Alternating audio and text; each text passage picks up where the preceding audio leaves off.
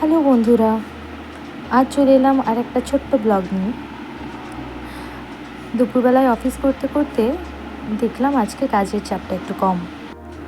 অন্যদিন যেরকম নাভিশ্বাস ওঠে, আজকে সেই তুলনায় অনেকটাই ফাঁকা। কারণ এই যে দেখছো আমার ফোনটা হাতে, সাইড দিয়ে একেবারে ফেটে গেছে।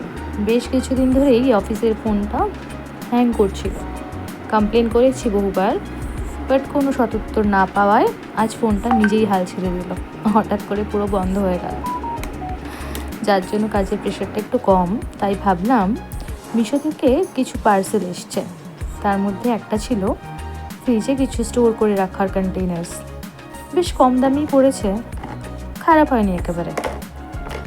আমার বাবা সবজি মাছ কিনে কিনে ফ্রিজ একেবারে ভরিয়ে রাখে, তো সেগুলো ওরকমভাবে একটু এলোমেলোভাবে না রেখে মনে হলো এগুলো আসলে কোনোটা একটা লঙ্কা, কোনোটার মধ্যে অন্য কিছু ছোট সবজি, কোনোটায় ধনেপাতা, এরকম স্টোর করা যাবে।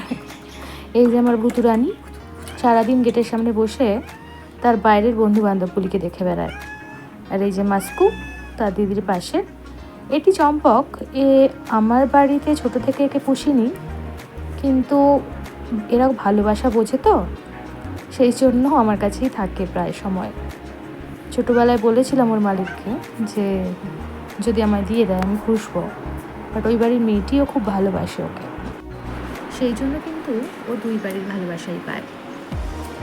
এখানে কিন্তু মূলত ও সন্ধেবেলাটাতেই আসে। আজকে কি জানি মহারাজের কি মনে হয়েছে, দুপুরবেলা এসেই হাজির। আর আমার ঘরটা একটু অগোছলো ছিল, কম্পিউটার টেবিলের নিচটাতে এসে বসে ব্যাস খাওয়া দাওয়া কমপ্লিট করে বসে রইল।